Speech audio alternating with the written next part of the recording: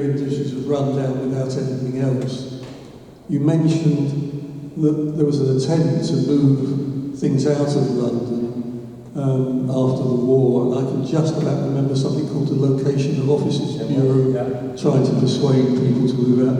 But although we've managed to get rid of most of the industry, Islington now has one tiny little industrial estate. Not your point, Barry. Yeah, sorry, the point is that can the UK justify having both the economic power and the political power in London?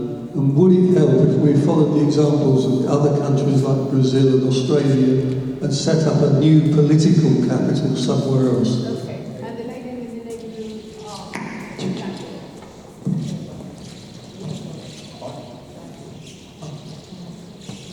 Hello. Can you talk about dangers and difficulties? I'm thinking of floods, the river,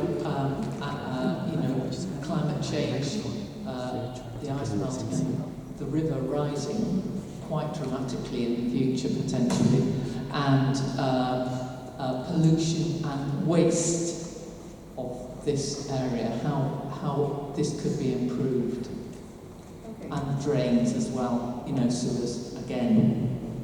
Okay, that's 3 questions. Okay. If we were to start again, you didn't quite put the question this way, but with a better system of government, or something that by implication, if we were starting again doing something different, would be better, you'd hope. It's a great question, and the answer is, I think the one thing that is a bit complicated at the moment, so I think the balance, sort of non-constitutional balance of power between the boroughs as a local unit and the mayor is probably not a bad one. So if you look at, New York has all of the powers of local government, including the boroughs and our mayor, apart from transport, in the hands of the mayor. And I just think an 8.5 million person city where you've got a refuse collection department for that scale of people is just going to be very, very difficult to make accountable. So I think the borough citywide GLA's type balance is not a bad one. The thing that I think is probably in need of some consideration, and the 1960 Royal Commission did touch on this, as did my colleagues who were working on it at the time, is the city centre. Having central London split between 10 different boroughs. So quite a lot of it's in Westminster, chunk in Camden, bit of the city, bit in Islington, bit in Hackney, bit in Wandsworth, bit of Lambeth, bit of Southwark, bit of Kensington, Chelsea. It's a very odd way of running a city centre. And so that's where I wouldn't get rid of the boroughs in the city centre, but I think I would probably have an enhanced role for the mayor in central London. Now, interestingly, the mayor has recently announced, not with much love from Westminster City Council, a development corporation for Oxford Street. Now, that briefly produced a war of all against all, so I'm not saying it was very popular, but there's definitely a sense that the central part of the city, with 10 planning authorities, 10 refuse collection services, and so on, is a bit odd. So that's the thing I would look at. And as far as funding is concerned, well, all of subnational local governments in England, Wales, Scotland, Northern Ireland, has a very weak funding capacity. I say the city so close to Islington Town Hall, which of course in the 1980s under Margaret Hodge was a pioneer of standing up to the government of the day, which is Thatcher's government. So I do think it would be better if local government raised more of its own money. I think it would be better if the mayor raised more of their own money. I'm personally a strong supporter of what's often called a tourist bed tax, a sort of overnight tax. Whenever I go to another city, I pay €4 or 4 somethings. And I just don't see why we don't levy that on, at least overseas visitors coming to London. That would produce quite a nice stream of income for local services. So yeah, we need a better funding system. Depends how radical you want to be. Second, the rest of the UK and London's power. It is an issue. but I think the difficulty of doing anything about it is manifold. So first, we should never have let London and the South East get so big in the first place. It's quite hard to unmake it. Now it's there. It's not only there, the rest of the United Kingdom depends utterly on it for tax yield. So London has a massive tax export to the rest of the country. Now, that's a very good argument for building up the economy of the rest of the country, don't get me wrong, I'm in favour of that. But until and unless that happens, you are stuck with depending on London's massive productivity and tax yield, and the South East and the East to some degree as well. I think the rest of the country does slightly resent it, but efforts to, for example, move Parliament out have always come to nothing, not least of which because many MPs from the rest of the country, whisper it quietly, like to come to London. It's a bit of a break from the constituents. I think Harold Wilson considered it, and I think he was going to have Harold Wilson, a new capital in Yorkshire, from Yorkshire, which I think he wanted to call Elizabethville or something like that. We made it definitely sound like a new African country at the time. Other countries have done it, never very successfully. I mean, Brasilia, Canberra, Ottawa. I don't think anybody really likes them. They're wonderful cities, don't get me wrong, but I think if people had to choose between spending a weekend in Toronto, Montreal, or Ottawa, I leave that thought hanging. On the Location of Offices Bureau, by the way, it's absolutely right. There were efforts, this was George, not Gordon Brown, again in the 60s, to effectively require a permit to be given for any office development in central London. The thought was that this would drive office development to the rest of the country. Everything being what it is, it had a completely different set of effects. First, it built up places like Basingstoke and Reading and Croydon, and the old tower in Lewisham and things like that. And secondly, it made the existing owners of offices in central London very rich indeed, because all the rents went up. But my favourite story about this was that, related to it, is that when Milton Keynes was created with the Development Corporation to encourage businesses to go to Milton Keynes, the London Docklands Development Corporation hit back at all their glossy adverts saying why not go to Milton Keynes by hanging a banner at Euston Station over the platforms where trains arrive from Milton Keynes, simply saying people with offices in London were here 2 hours ago. Cheap but effective advertising. And then on to the dangers and difficulties. Well, this gives me such a tempting opportunity to have a go at Thames Water, doesn't it? And I realise that Thames Water are not responsible for, well, they're responsible for quite a lot, actually, but they're not actually responsible for the emergency planning, climate, actually they are a bit, but the public sector has a duty here. I've always been fascinated by the fact that the Thames barrier was built. It's an amazing, you'd have expected it to have been built after London flooded, not before, and I know that it was in part a response to the floods in the east of England and the North Sea coast in the 1950s, a very belated response, but it was built, and it is an incredible piece of architecture and design which precisely fulfills a function. And I think that gives us a clue as to what the mayor and the boroughs need to think about in terms of climate change, which is what are the key risks and what ought they as governments to be doing of the Thames barrier variety in order to protect us. Now, I'm not an expert on all of that, but I can see that flood protection is definitely something, often from Thames Water's leaking pipes, of course, which I realise is happening within living memory. So I think that it's a leadership role for the mayor and the boroughs, and then the question is, for those who are expert, what are those key risks? But the ones you listed are clearly important. Okay, the next three questions. The lady with the pale blue shirt. Anyone on this side? Yes. Fifth row.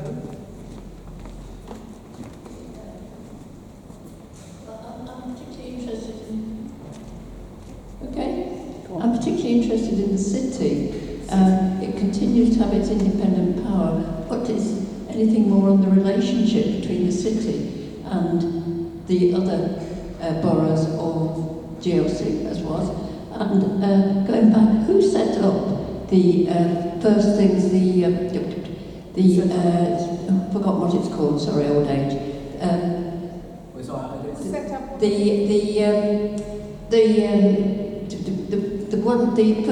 I'm so sorry, 12th century set up the organisation to, I'm so sorry, I've forgotten its name.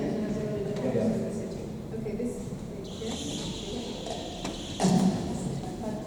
Org. Can you just do a 1 minute comment?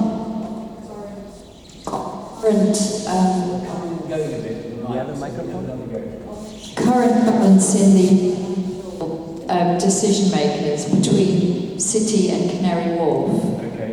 Just 1 minute comment. Okay, and the third person over here, this here in the back. Thanks very much, Debbie, that was excellent. If you had a lovely crystal ball there, what would you see of the developments and the changes in the next decade?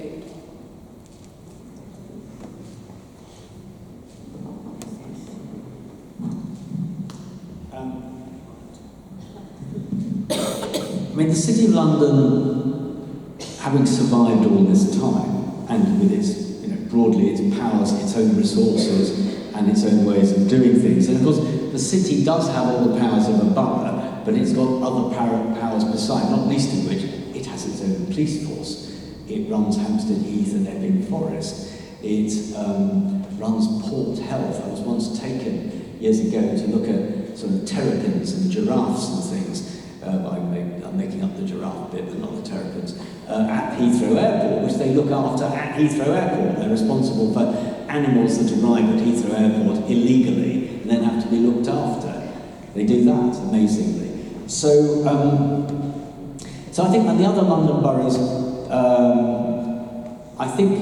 they get on very well with the other boroughs, because the city has made a great effort, because it's not political, it has resources, to make sure that it can kind of act as a broker between the others, especially where it's very political and things like that. And they're very good at hosting things for the boroughs and helping them to put events on and things like that. And I think the city gets on pretty well with them, the Mayor of London as well. They are such a curiosity that they don't really threaten the other boroughs. I don't think the other boroughs want to take over the city or anything like that. They just think the city is the city. I mean, it's an extraordinary place, and I'm most struck by that skyline, because as recently as 1980, I'll come on to this Canary Wharf question, until Canary Wharf appeared, the city had an anti-skyscrapers policy, with just one. NatWest Towers, it was then called Tower 42, and even that was only, about the size, slightly smaller than the telecom tower. And then when Canary Wharf, so I'll move on to the Canary Wharf question. I mean, the relationship between the city and Canary Wharf is a classic example, and it's not unique to them because some of the boroughs are like this. It's sort of aggressively competitive and collaborative. Or it's a bit like the relationship between supermarkets. They're obviously highly competitive, and yet at some level, they've got exactly the same interests as each other. So, the city's trying at the moment to tempt back companies that left the city, left the Square Mile, and moved downriver to Canary Wharf. And Canary Wharf is adapting very, very rapidly. It manages its own estate to try to put in new businesses, more residential property, and so on. But the tension between the two of them will always be, in some ways, inevitably competitive, because they'll be trying to get the same tenants, same businesses to locate there. They're a short distance away. From outside London, they just look like one business district, but from inside London, they are competitive, as some of the boroughs. I mean, the boroughs are competitive too. If you look at Camden and Islington, somebody famously, both Labour controlled different kinds of Labour though. It's like Westminster and Kensington and Chelsea, when they were both Conservative controlled different kinds of Conservatives. Camden has a very bioscience, medical technology policy towards the developments around King's Cross. They actively encourage pharmaceutical companies to locate there and bioscience startups. Whereas I think Islington has just different policies, different kinds of policies altogether. So again, the boroughs have very different personalities, not just the city in Canary Wharf. Next decade, it's a great question, all great questions. Well, the government, the national government, is committed to doubling the amount of, actually in London, tripling the amount of housing that's built. Well, that's not going to happen, is it? But I think we will see quite a lot more housing being built. I mean, the government's absolutely committed to do this. That will require changing regulations to make it more profitable, or less to what developers call the viability to be easier, so they'll be doing that. So I think we'll see quite a lot more housing built, not necessarily in settled areas like central Islington, but on these sites where you've got ex-industrial areas where you can pile on large numbers of homes very, very quickly. Town hamlets, I mentioned earlier. Town hamlets' population has more than doubled in 25 years within an existing quite crowded area. So we'll see more of that. More high-rises. The city, as I said, is building ever more towers, and other boroughs are too. So I think we will see a continuation of all this, but it all hangs on the question of whether the UK economy grows. London is growing, but it's not growing very fast, but neither is Paris or New York, actually. This is a big city, old country thing. So it all hangs on whether the current government or any imaginable future one can push growth back up to 2.5% or 3% from the rather languid 0.5% to 1%, which we currently have. Okay, another 3 questions, please. Gentleman here in the 7th row. And this person in the green jumper in the 4th row. And then pale blue arm up here. Sorry. I was chairing an event the other night when I found myself saying, in exactly this position, the man over there by the wall, and I said, I'm sorry, describing you as being by the wall is a bit rude, really, isn't it? Anyway, so I know that. It always seems to be a little odd that London has, as I understand it, the population of Wales and Scotland combined. They're considered countries, nations, and are given whole parliaments to play with. We produce more economy for the whole of Britain than they both do together. Why are we so underrepresented?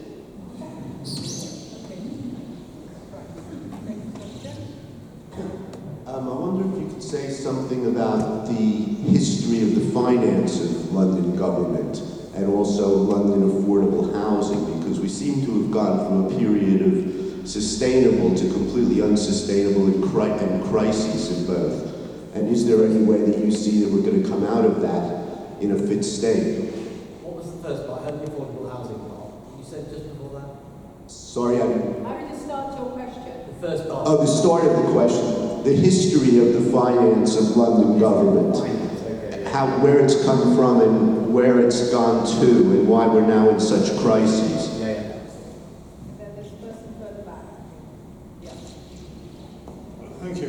I want to follow on from what you've got on the board to add the words to greater London, because I go down about once a month to see my sister in Tunbridge, and I can use my TfL card to get as far as Orpington, which for free. And what I'm concerned about is whether changes in transport and changes in technology will mean that a certain portion of the population from now on will be increasingly working from home, as my sister does. And I'm wondering whether our notion of London in the future might be a much expanded Greater London area, because some of the reasons for public transport won't be as strong.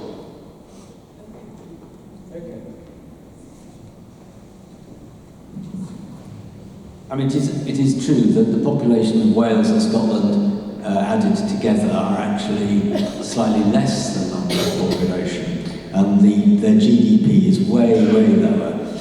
I mean, because you're immediately close to two really interesting kind of debating sort of society questions, which is, first is, why is England as a whole rather underrepresented in UK politics? And that has something to do with the fact that it's so dominant in Parliament that it can't assert itself.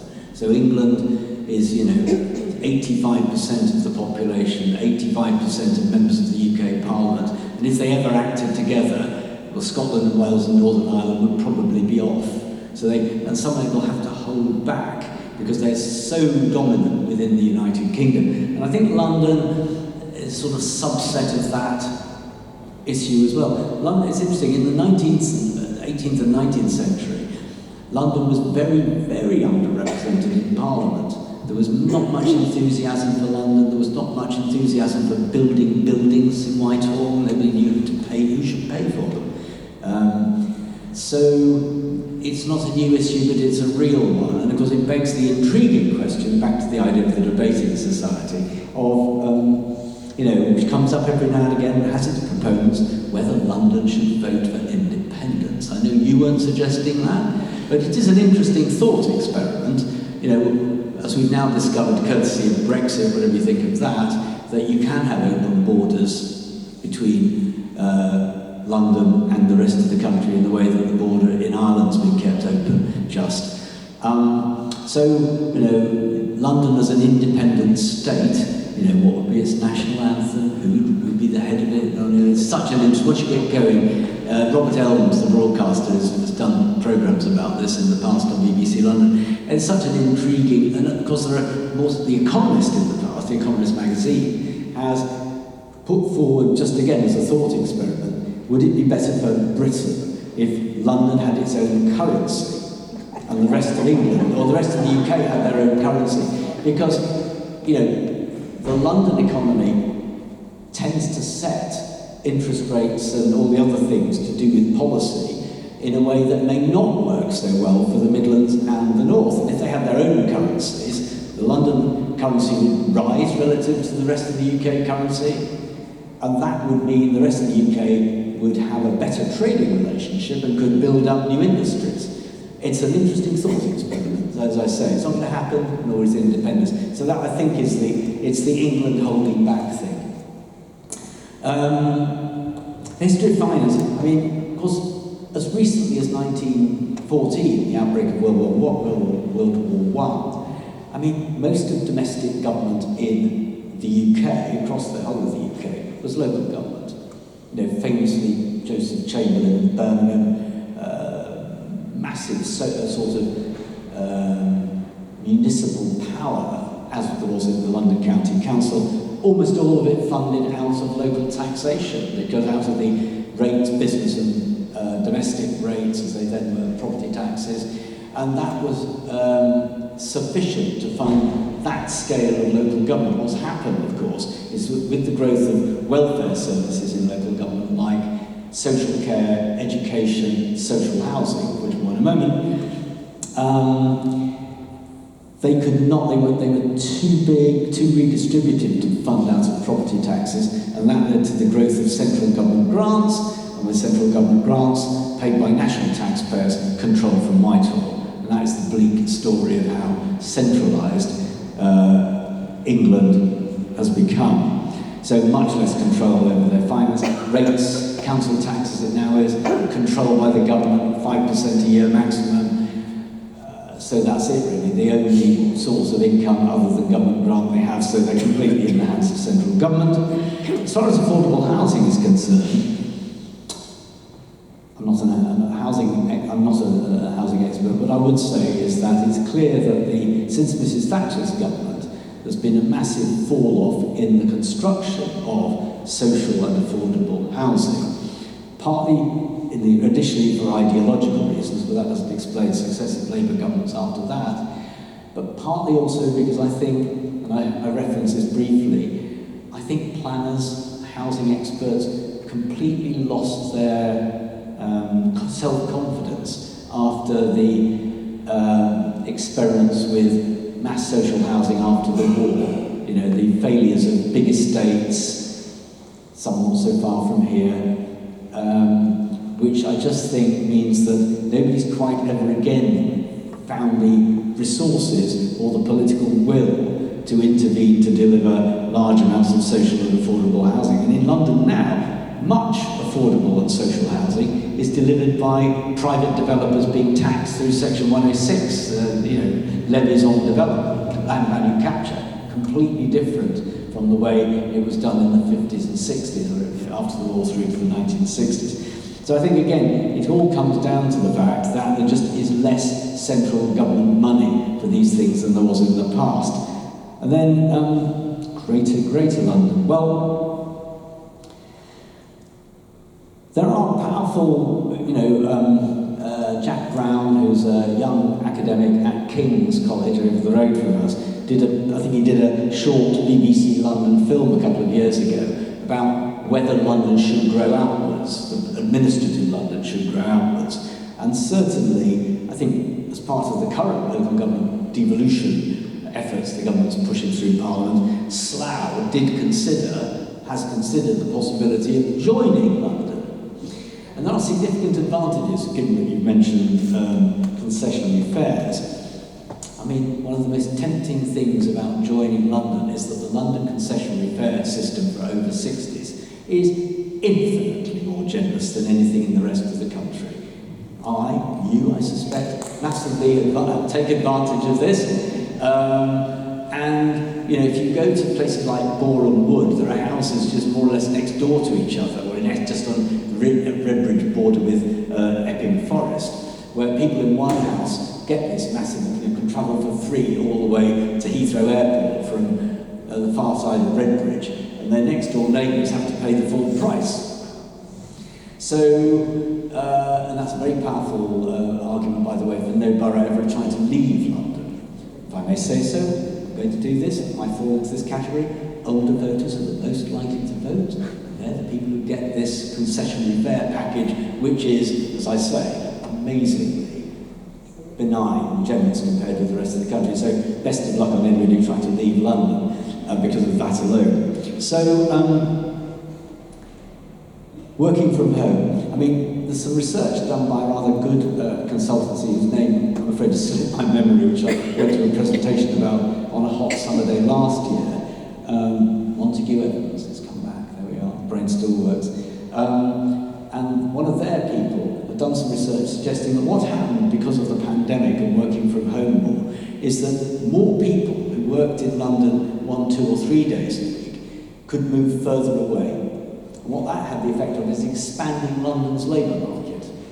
So it was always the case that you could live in Coventry and work in London, but actually what's happened is that because people don't have to come into the office every day or not as early in the morning, more people moved a bit further away, and that means more people, of course, have moved into their homes, so that the London labour market has grown. So working from home has probably expanded the extent to which a business here could have somebody working in Bristol, living in Bristol and working here. It's possible. So it's extended London's reach in terms of its labour market. So whether that's good or bad for the rest of the country, I'm not sure. Any more questions? The last round. Okay, person there. There's no one else, so you're honoured to be the last person to ask the question. Oh, there's somebody over there. Sorry, they've popped up all over the place. I feel the very lucky one. I'm wondering, why do you think successive governments have not faced the re-evaluation of properties? Good question. The person at the back, yeah. What would be the impact on London's economy if all councils were 100% successful in collecting council tax? Successful in what? Did you hear that? Okay. Okay, just a third question? Okay, just answer those two. All right, so Two council tax questions. I mean, council tax collection is pretty, it's not 100%, but it's no worse than income tax and central government taxes. So in most boroughs,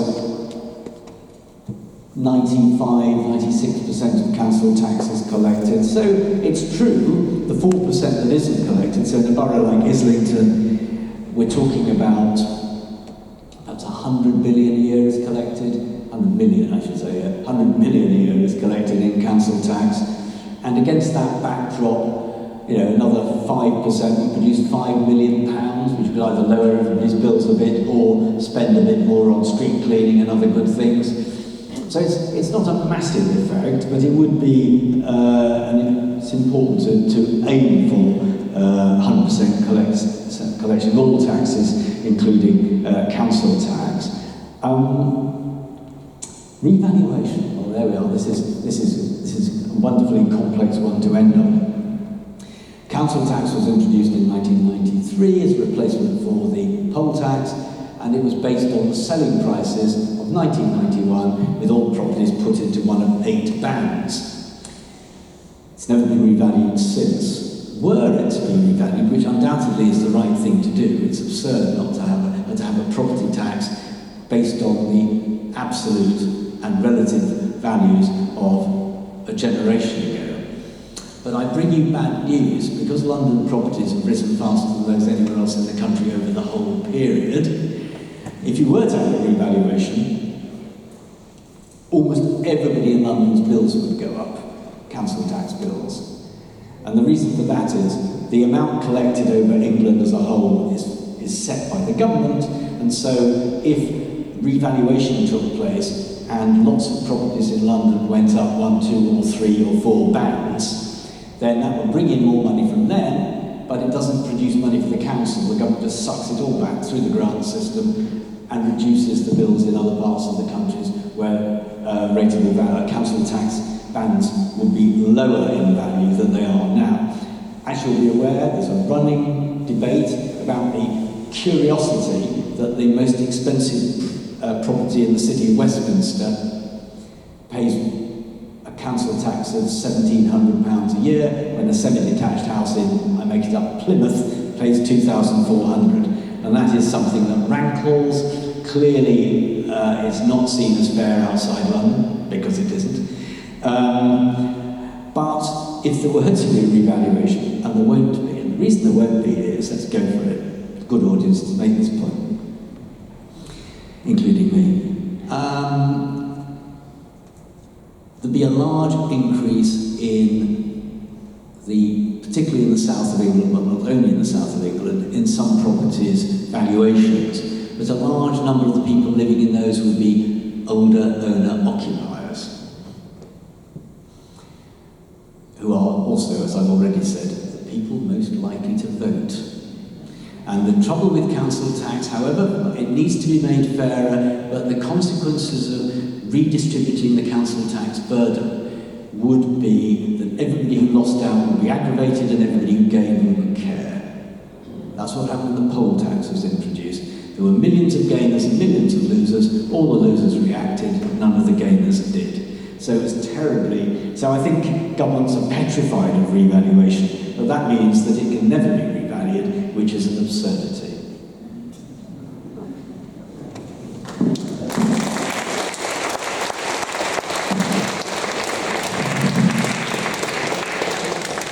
Well, this morning we've been privileged to hear a wonderful talk about the complexities of London government.